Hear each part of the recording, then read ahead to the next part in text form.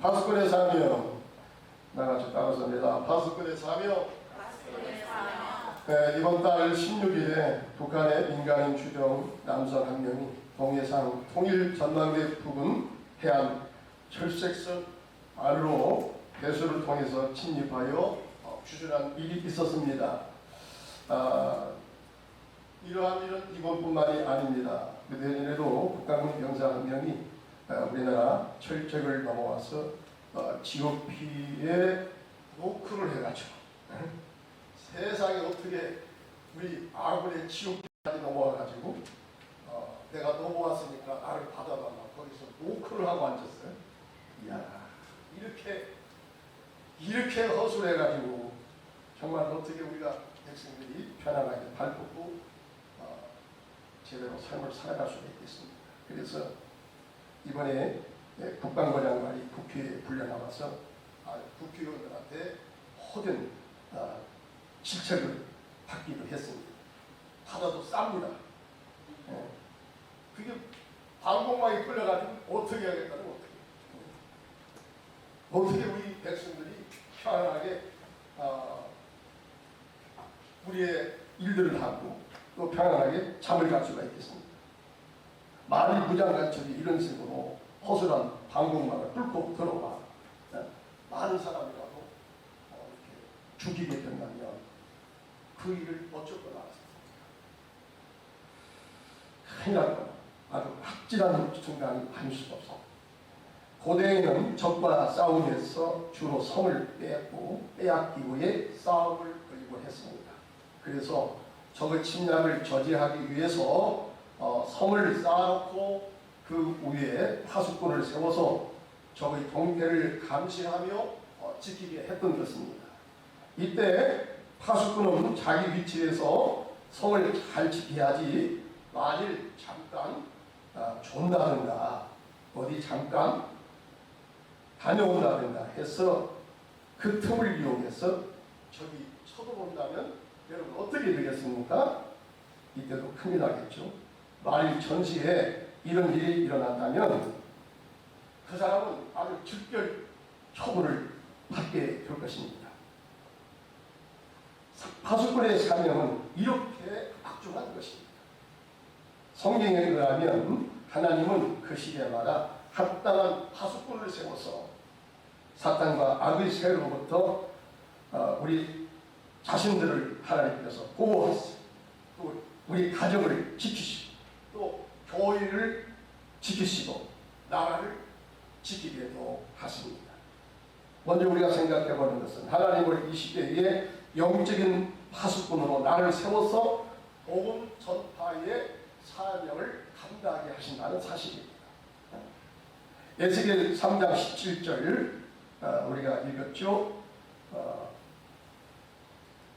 예레미야 6장도 비슷한데 예레미야 3장 17절이 오늘 본문에 더 정확합니다. 그래서 에스겔 3장 17절로 바꿔서 읽었습니다. 여기 보니까 인자야 너를 이스라엘 족속의 파수꾼으로 세웠으니 너는부터 다 같이 읽습니다. 17절 다 같이 시작. 너는 내 입의 말을 듣고 나를 배신하여 그들을 깨우치라.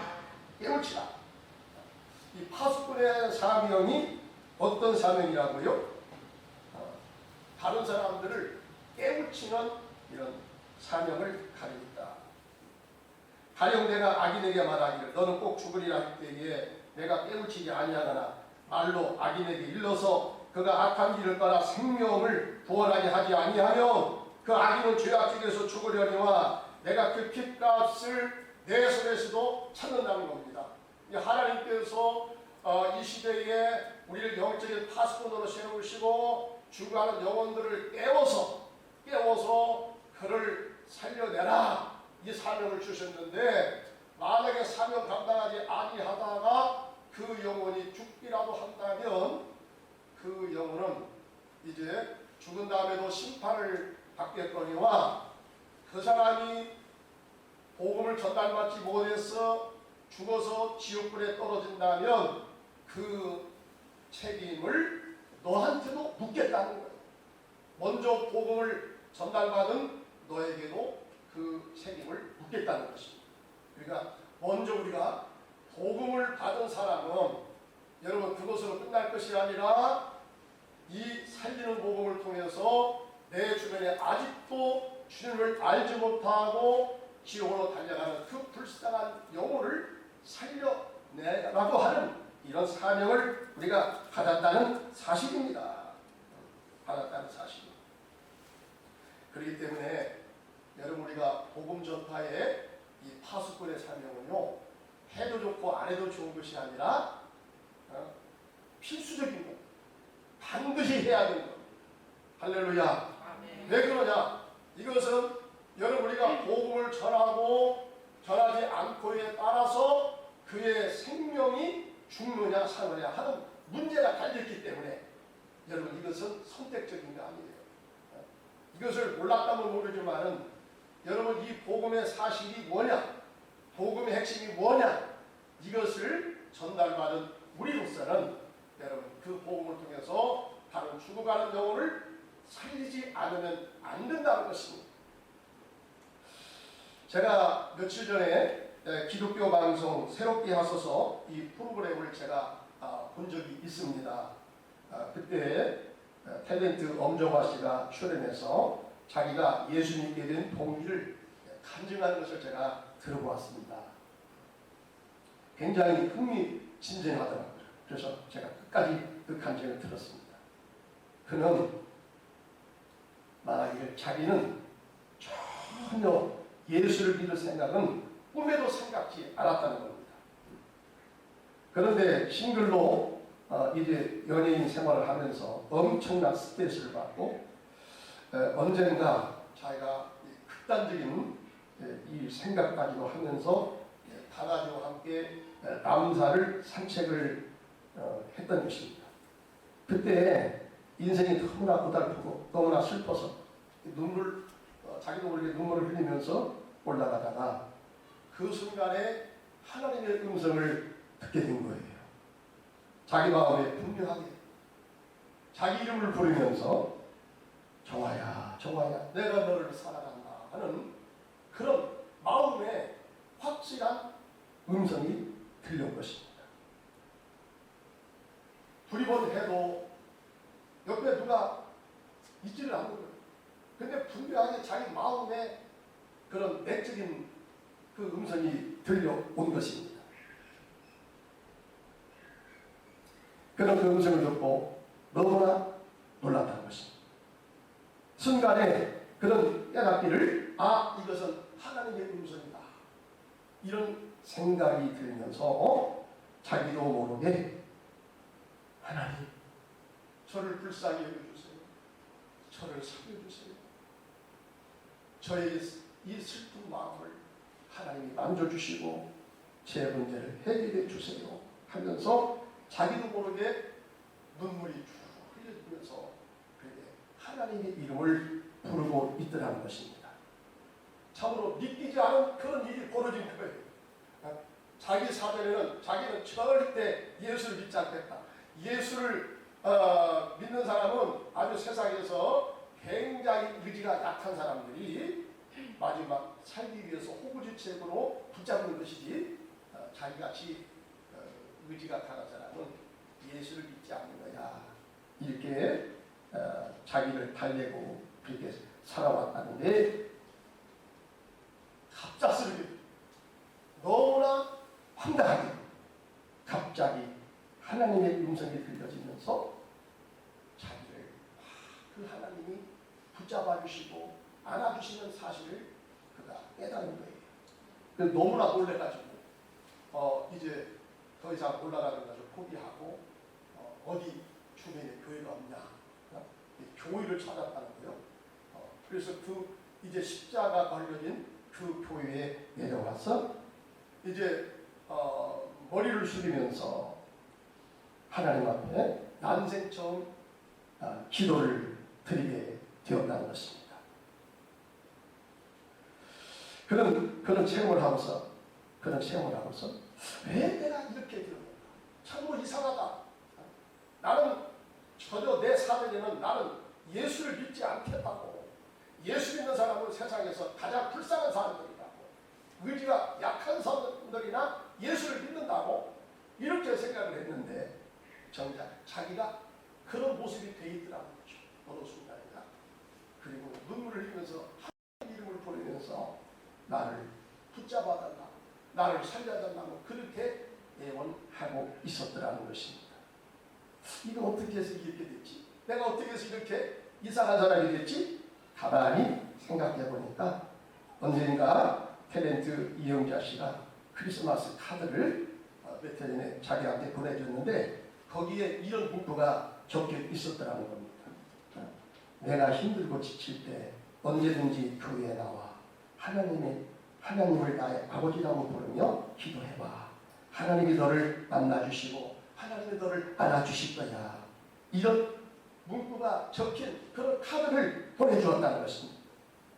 그 당시에는 카드는 고맙지만 그 안에 내용은 하나도 내 마음에 와 닿지 않는다.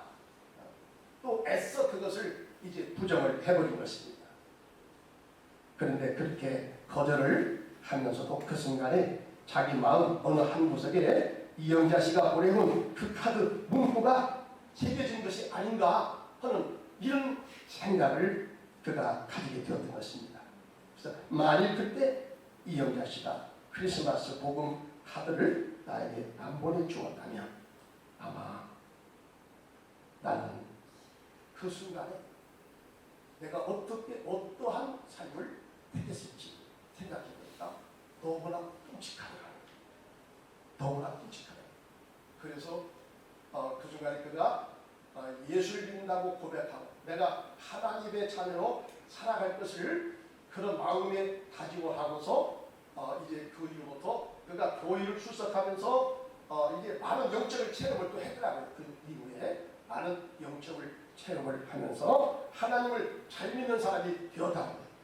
그래서 이제 이영자 씨를 만나서 그런 고백을 했답니다.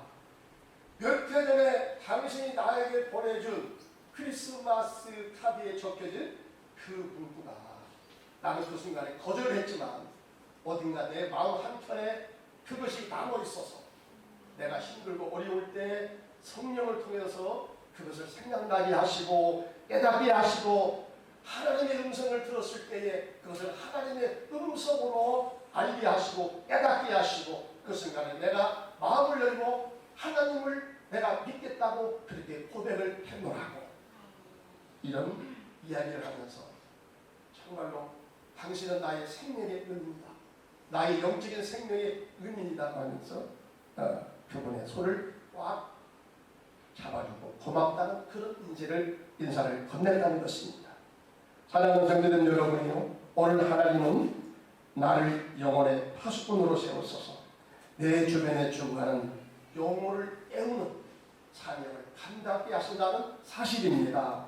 그 다음에 두 번째는 영적으로 잠자는 영혼들에게 기도의 나팔을 불게 하신다는 것입니다. 따라서 합시다. 기도의 나팔을 불게 하십니다. 하나님은요, 나를 이 시대에 여러분 영혼을 깨우는 파수꾼으로 세우셨다는 사실입니다. 이사야 62장 6절 7절에 보니까 예루살렘이요 내가 너의 성벽 위에 파수꾼을 세우고 그들로 하여금 주야로 계속 잠잠하지 않게 하였느니라. 너희 여호와로 기억하시게 하는 자들아 너희는 쉬지 말며 또 여호와께서 예루살렘을 세워 세상에서 찬송을 받게 하시기까지 그로 쉬지 못하시게 하라. 할렐루야. 예루살렘 성벽 위에 파수꾼을 세운 목적이 뭐예요? 그들로 하여금 하나님이 기억하시도록 하시기 위해서 예루살렘 성벽 위에 파수꾼을 세운다는 사실입니다. 하나님이 무엇 때문에 그들을 기억해 주신다는 것입니까? 여기 보니까 너희 여호와로 기억하시게 하는 자들아 너희는 쉬지 말며 무엇을 쉬지 말고 하라는 것이겠습니까? 쉬지 말고 기도하라. 범사에 감사하라. 이는 그리스도 예수 안에서 너희를 향하신 누구의 뜻이니라? 하나님의 뜻이니라. 여러분 하나님은 우리로 하여금 범사에 감사 감사하게 하시고요. 기뻐하게 하시고요. 항상 기도하게 하십니다. 여러분 기도를 통해서 하나님을 쉬지 않도록 그렇게 졸라내라. 왜? 하나님은 기도하는 사람을 통해서 하나님의 비전을 보여주시고 하나님의 그 비밀을 알게 해주셔서 그들과 함께 이 땅의 역사를 만들어 가시기 때문에 여러분 하나님은 우리를 기도자로 세우기를 원하십니다. 그래서 내가 중보 기도자가 되어서 내 주변의 영혼을 위해서 기도하고 실패와 좌절과 저리에 빠진 이젠 절망에 빠진 사람들을 이제 살리기 위해서 나를 중보 기도자로 하나님이 세우시고 나를 도와요 교회를 세우시기 위하여 나를 통해서 그 어떤 하나님의 선한 일을 위하여 나로 하여금 기도자로 세우셔서 하나님을 쉬지 않게 계속해서 기억하게 하시는 그런 일을 하게 하신다는 사실입니다. 출애굽기 2장 24절 25절에도 보니까 하나님이 그들의 고통소리를 들으시고 하나님이 아브라함과 이삭과 야곱에게 세운 그의 언약을 기억하사 하나님이 이스라엘 자손을 돌보셨고 하나님이 그들을 기억하셨더라. 아멘. 여러분 보세요. 이스라엘 백성들이 이제 그 야곱 시대에 75명이 애굽으로 이렇게 가정 이민이 왔거든요. 400년을 지나는 동안에 그 이스라엘 이 백성들의 숫자가 250만 이상 숫자로 이렇게 번성했죠. 그래서 이제 파로가 이스라엘 축박한 거예요.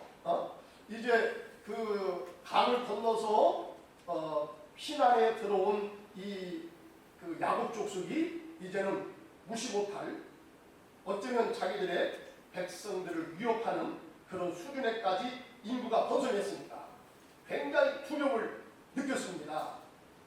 그래서 바로가 이스라엘을 막 핍박하는 거예요. 애기를 못 낳게 한 겁니다.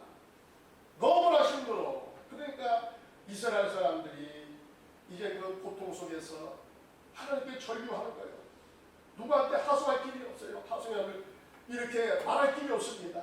그러니까 하나님 앞에 기도할 수밖에 없어요. 하나님 앞에 힘들하게 애절하게 기도하니 하나님께서 여러분 그 백성들의 기도를 들으세요. 자, 들으시는데 하나님께서 무엇 때문에 들어주시느냐?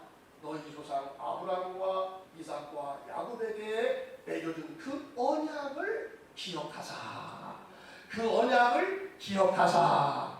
여러분 하나님께서 우리의 기도를 기억해 주시면요 좋은 일이 생기게 될 줄 믿습니다. 역사가 일어나게 될 줄 믿습니다. 네. 우리가 기도를 통해서 시들은 우리 자신의 영성도 깨우기도 하지만 또 다른 사람 시들어가는 잠자는 사람의 영혼을 깨우기도 하는 것입니다. 여러분 우리의 영혼이 잠들어 있으면 어떤 일이 발생합니까? 이 어둠의 사자 악한 사단의 역사는 어둠을 틈타서 우리가 어둠 가운데서 졸고 있는 그 틈을 타서 여러분 우리 영혼 속에 쳐들어와서 내 영혼 속에 있는 은혜를 다 뺏어가버려요.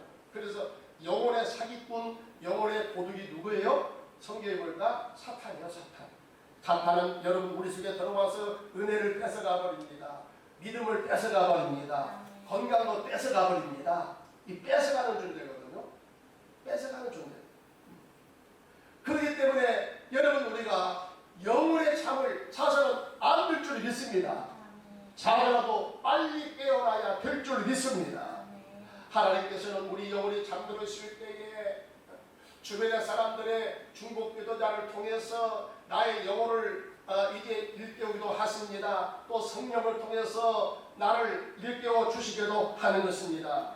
여러분 그때 우리가 성령의 음성을 듣고 아하 내가 이제는 자다가 깰 때가 되었구나 생각하시면서 그 자리에서 벌떡 일어나서 다시 하나님의 은혜를 찾으시기 바랍니다. 다시 기도하는 사람이 되시기 바랍니다. 여러분 우리가 기도할 때요 기도하지 않으면요 어떤 일이 또 벌어집니까? 마태복음 26장 41절에 보니까 예수님께서 죽기 바로 전날 밤 제자들과 함께 겟세마네 동산에 기도하러 가셨죠. 자, 이제 나머지 제자는 밑에다가 남겨놓고 기도꾼들 베드로와 야고보와 요한을 데리고 더 깊은 이제 산속으로 들어갔어서 그들에게 자기 비밀을 공개합니다. 얘들아, 내가 지금 죽게 되었다. 내가 지금 죽게 되었다. 죽을 찰나가 되었다. 그러니 너희가 나를 위해서 좀 기도를 해다오. 예수님도 육신을 가졌기 때문에 좀 두려움이 엄습해 온 것 같습니다. 그래서 이 기도하는 사람들, 중국 기도자로 세움을 입은 아주 기도에 열심을 내는 베드로와 야고보와 요한을 설득해서 나와 함께 같이 기도하자 했는데 어떻게 됐습니까? 주여 하나님 아버지 기도하는데 예수님의 기도 소리는 하늘을 찌르듯이 점점 울려서 애절하게 기도가 울려 퍼지고 있건만 같이 기도하자고 했던 제자들의 기도 소리는 대신에 잠들어가는 훌훌 잠들어가는 호구는 소리 같아. 그러니까 주님이 가가지고 좀 기도 좀 하자니까 너희들 되게 잠잘 수가 있냐. 아이고 주님 죄송해요. 다시 또 주여 하고서 기도하다가 가만히 또 들어보니까 다 또 기도 소리가 다 어디론가 출장을 갔나. 기도 소리가 다 사라졌어. 와서 보니까 또 잠들어 있는 거야. 3번까지 되었잖아요. 그래서 주님께서 오셔서 너희들이 마음은 모르지 마. 이렇게 육신이 약해서 이렇게 잠을 자는구나. 그러나 깨어야 된다. 지금은 잘 때가 아니라 깰 때가. 너희가 시험에 들지 않기 위하여 깨어서 경성하여 기도할지니라. 주님께서 제자들에게 그렇게 기도의 교훈을 해주신 것입니다. 여러분 그때 기도를 열심히 했던 주님은 인류의 대속의 제물로서 희생 제물로서 굉장히 두렵지만은 담대히 나가서 그 죽음을 자기 한 몸으로 다 맞이해서 여러분 하나님께서 원하시고 하나님께서 기대하셨던 대속의 죽음을 다 당하시고 십자가로 주님은 승리하신 줄로 믿습니다. 그런데 제자들은 여러분 조금 이후에 아니나 다를까 시험 가운데 빠지고 말았잖아요. 잡혀가니까 자기가 그 순간에 예수를 따라가는 그런 제자라고 발견되면은 자기들도 해를 당할까봐 다 도망가버리고 말았잖아요. 그래도 우리가 좋은 베드로는 멀찌감치 주님을 따라갔다고 했습니다. 신문 받는 대제사장이 집까지 따라갔습니다. 그때 계집종이 와가지고 가만히 베드로를 우아래로 살펴보더니 당신 예수의 제자 같은데? 아니요. 아니요. 틀림없이 당신 예수 제자 같아. 당신의 인상이 너무나 확실했거든? 어디 사진을 보니까 베드로가 불에 나는 수염이 났더라고. 물론 이스라엘 사람들이 이 불에 나는 수염 난 사람들이 많은데 그것이 사실인가 아닌가 잘 모르겠어요. 어쨌든 간에 이 베드로의 인상이 조금 확실했던가 봐. 그래서 이 계집종이 아니 당신 틀림없이 예수의 제자야. 아니라니까. 긴것 같아. 나중에는 발표하기 위해서 어떻게 했습니까? 나는 예수를 모른다고 하다가 나중에는 예수를 저주까지 해버리고 도망가고 것 같았어요. 그러다가 다리 꼭뀨 하면서 다리 3번 물었잖아요. 주님이 예언대로 맞았습니다. 네가 나를 떠나가지 않겠다고 호언장담하지만 새벽까지 3번 올 때에 네가 나를 3번 부인하자. 이 말씀이 생각났습니다. 베드로가 그 길로 파견나가서 슬피 울면서 주님 내가 이렇게 미약한 참으로 나약한 사람이라는 저는 미처 깨닫지 못했습니다. 제가 주님을 끝까지 따라간다고 해요. 내가 주님을 부인하고 말았습니다. 주님은 이종이 죄입니다 하면서 가슴을 치고 베드로가 슬피 울었다는 거예요. 여러분 이처럼 우리가 기도할 때에 기도하지 않으면 이와 같이 시험에 들 수 있다는 사실입니다. 따라서 여러분 우리 자신이 시험에 들지 않기 위하여 자신을 위해서 기도할 뿐만 아니라 내 주변에 살아가는 식구를 위하여 그들의 영혼의 잠을 자지 않기 위하여 그들이 끝까지 깨어있는 신앙생활을 하기 위하여 여러분 내가 중국기도자로 세우심을 입었다는 것을 기억하시고 나의 기도를 통하여 다른 영혼들이 다시 살아나는 다시 깨어나는 역사가 일어나시길 주님의 이름으로 축복합니다. 마지막으로 잠자는 자들에게 주님은 재림을 준비하는 파수꾼으로 나를 세우셨다는 사실입니다. 마태복음 25장 1절에서 13절까지 보니까 거기 열천의 비유가 나오죠. 그들은 신랑 되시는 주님의 재림을 기다리다가 성경에 보니까요 이들 열처녀가 다 잠이 들었어. 여기 열처녀는요 모든 성도를 가리킨다 이렇게 볼 수가 있어요. 자 그러다가 이들이 잠을 자고 있다가 여러분 이스라엘 사람들은 이 저녁에 결혼하는 이런 그 문화가 있거든요. 그래서 이제 그 저녁에 결혼식을 하는데 여러분 신랑이 올 때에 이제 그 신부들의 그 친구들이 10사람 정도가 이렇게 등불을 밝히고서 그 신랑을 맞이해야 되는 거예요. 신랑을 맞이해야 되는 겁니다. 그래 이제 그 신랑을 기다리다가 그 기대했던 시간에 신랑이 안 오는 거예요. 그래서 이들도 육신이 약했는지 전부 다 잠들었다는 것입니다. 여러분 이러한 모습이 오늘 종말시대를 살아가는 우리 성도들의 모습이 된다는 사실입니다. 성도님 여러분, 우리 성도님들은 지금 영적으로 깨어 있습니까? 잠들어 있습니까? 깨어 있는 것 같아요. 우리 보여야 아멘. 오늘 많은 사람들이 나는 영적으로 깨어 있다고 생각을 하는 사람도 있어요. 그런데 성경에 보니까요 미안한 얘기입니다만은 여기 한절같이 모든 성도로 이렇게 상징되는 이 열처녀가 다 잠이 들고 있었다는 것입니다. 미안한 얘기입니다만은 여러분 저를 포함해서 우리 모든 사람이 하나님 보시기에 우리가 깨어있지는 못한 것은 여러 가지로 우리는 지금 잠들어 있는 그런 영적인 상태를 지금 우리가 지금 살고 있다 하는 사실입니다. 여러분 이 사실은 우리가 부인하고 싶어도 인정을 해야 될 것입니다. 그런데 말입니다. 잠을 자다가도 이제는 어떨 때가 되느냐? 이제는 깰 때가 되었습니다. 로마서 13장 11절에 보니까 또한 너희가 이 시기를 알거니와 자다가 깰 때가 벌써 되었나니 이는 이제 우리의 구원이 처음 믿을 때보다 가까웠습니다. 할렐루야. 여러분 우리의 구원이 처음 믿을 때보다 가까이 왔대요.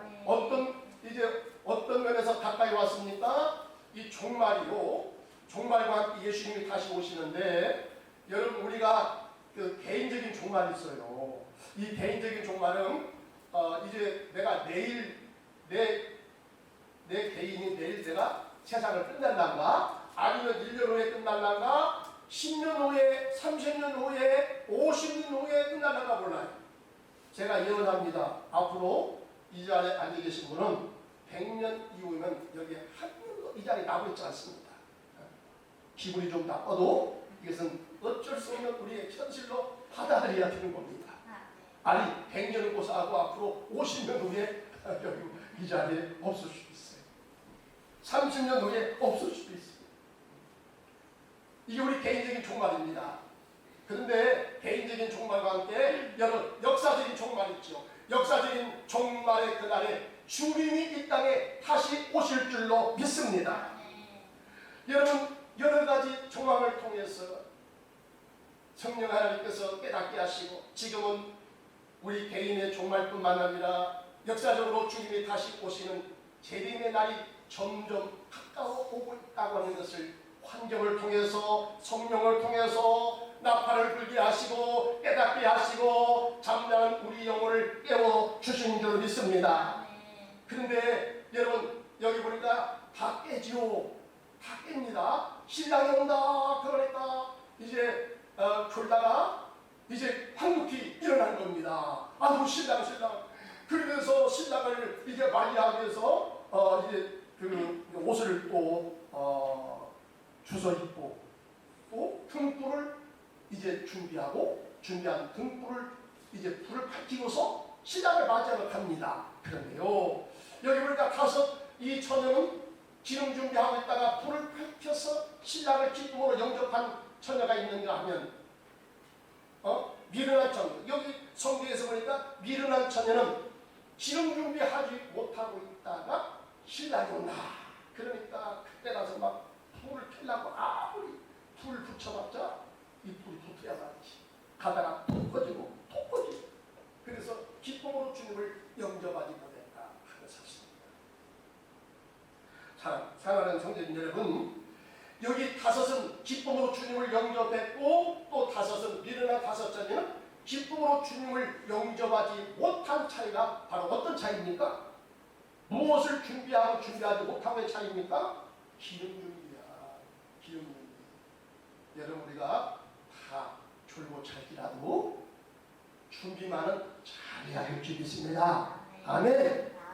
준비는 잘해야 돼. 어쨌든 우리가 지금 나는 지금 깨있다고 할지라도 성경적인 면에서 보면 우리가 이리저리 다 지금 졸고 있는 그런 영적인 상태를 면치 못하고 있는데 그럼에도 불구하고 여러분 주님이 이제 오셨다 했을 때에 우리가 기쁨으로 주님을 영접하기 위해서 우리가 기름 준비를 잘해야 된다는 것입니다. 할렐루야. 여러분 우리가 기름 준비 잘하는 것은 무엇입니까? 성령의 기름 준비, 성령의 기름 부심 받아서 우리의 속사람을 아름답게 단장하는 거예요. 그래서 베드로전서 3장 3절에 보니까 너희 단장은 머리를 꾸미고 금을 차고 아름다운 옷을 입는 외모로 하지 말고 오직 마음에 숨은 사람을 온유하고 안정한 심령에 썩지 아니할 것으로 하라. 이는 하나님 앞에 값진 것입니다. 할렐루야. 여러분 우리의 단장은 어떤 단장을 하고 있어요? 외적인 단장 물론 화장도 허기는 해야 해요. 머리도 잘 여러분 손질도 해야 돼요. 옷도 꼭 새 옷을 사 입으라는 얘기는 아니지만은 다른 사람 앞에 우리가 설 때에 그래도 짜증나지 않도록 이마살이 찌푸리지 않도록 그렇게 우리가 단정하게 우리 옷 매무새를 갖추어야 합니다. 물론 그것도 중요해요. 그러나 재림을 맞이하는 신랑 되시는 예수를 맞이하기 위해서 그의 신부인 우리 성도들이 단장을 잘해야 되는데 주님이 기뻐하고 주님이 원하시는 단장은 어떤 단장이에요? 외모 단장이 아니야.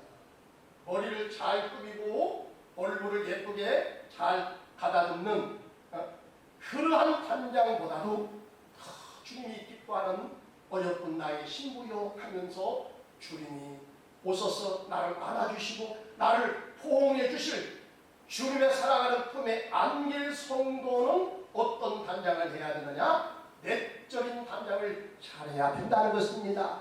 성령의 기름 부심을 받아서 여러분 여기 말씀해 보니까 마음에 숨은 사람을 온유한 심령으로 단장을 잘하는 것입니다.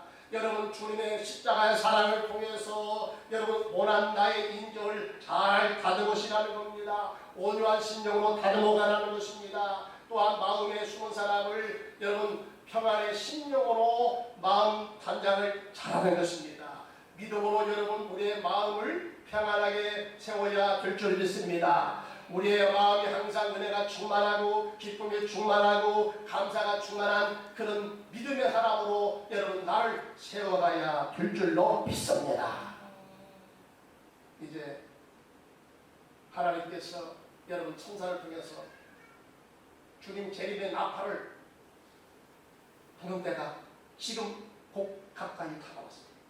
요한계시록 11장 15절에 보니까 일곱째 천사가 나팔을 부는 그날에 주의 선지자들이 말씀한 바 이제 하늘에서 하나님의 아들 예수 그리스도께서 이 땅에 심판의 주님으로 좌정하신다.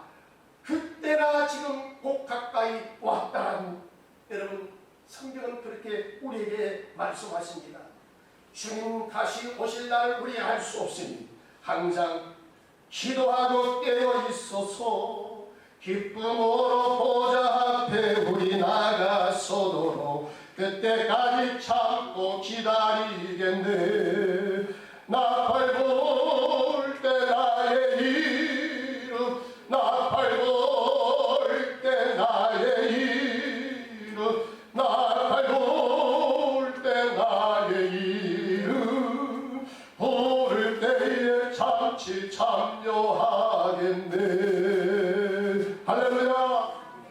여러분 이때가 가까이 왔을 때 성령께서 복음의 나팔을 부르시고 환경을 통해서 이제 주님이 꼭 가까이 오셨다는 이런 나팔을 불 때에 여러분 그날 우리가 기쁨으로 거룩한 신부단장을 잘하고 있다. 주님 오실 때에 날개에 뛰어나가서 기쁨으로 주님을 영접하는 성도가 되시기를 주님의 이름으로 축복합니다. 기도드리겠습니다. 할렐루야. 하나님 아버지 감사합니다. 하나님 오늘 이 시대에 우리를 영적인 파수꾼으로 세웠어서 내 자신을 깨우고 또 우리 가정을 깨우고 교회를 깨우고 이 시대를 깨우는 영적인 파수꾼으로 나를 세우셨는데 하나님 아버지 우리의 사명이 참으로 막중한 것을 오늘 말씀을 통해서 다시 한번 깨달았습니다. 하나님 아버지 내가 주님이 나에게 전해주신 그 복음으로 내가 영혼의 구원받고 하나님의 자녀가 되어서 천국 백성이 되어 그 나라를 소망하며 믿음으로 살 수 있는 은혜를 주시니 감사합니다. 우리가 하나님의 자녀로서 아버지 이 땅 위에서 하나님께 택함받고 하나님의 자녀로서 은혜를 받으며 천국을 우리가 맛보며 살아가는 이 놀라운 은총을 우리에게 주셨는데 아직도 이 사실을 알지 못하고 세상의 고통 가운데서 하나님 지옥으로 달려가는 불쌍한 영혼들 우리 주변에 얼마나 많은지 모릅니다. 하나님은 이 시대에 나를 먼저 복음을 듣게 하고 구원을 받게 함으로써 나를 영혼의 파수꾼으로 세웠소서. 그 영혼 살리기를 원하십니다. 하나님 아버지 내가 그 영혼에게 찾아가서 복음의 나팔을 불게 하여 주시옵소서. 아버지 복음으로 잠들어 있는 영혼을 깨우게 하여 주시옵소서. 지금은 잘 때가 아니라 깰 때라고 주님은 말씀하셨습니다. 그동안은 이제 잤다고 할지라도 이제는 일어날 때가 왔습니다. 아버지 하나님이여 잠자리를 박차고 일어나게 하여 주시옵소서. 기도로 깨어나길 원합니다. 말씀으로 깨어나길 원합니다. 사명으로 깨어나길 바랍니다. 그리하여 주님 다시 오시는 날 우리가 기쁨으로 날에게 뛰어나가서 아버지 하나님이여 주님을 기쁨으로 영접하는 성도들이 다 되게 하여 주시옵소서. 나뿐만 아니라 내 주변 사람들이 그러한 자가 되도록 아버지 내가 영적인 파수꾼으로서 깨우는 사명을 잘 감당하게 하여 주시옵소서. 우리 주 예수 그리스도 이름으로 간절히 기도드리옵나이다. 아멘.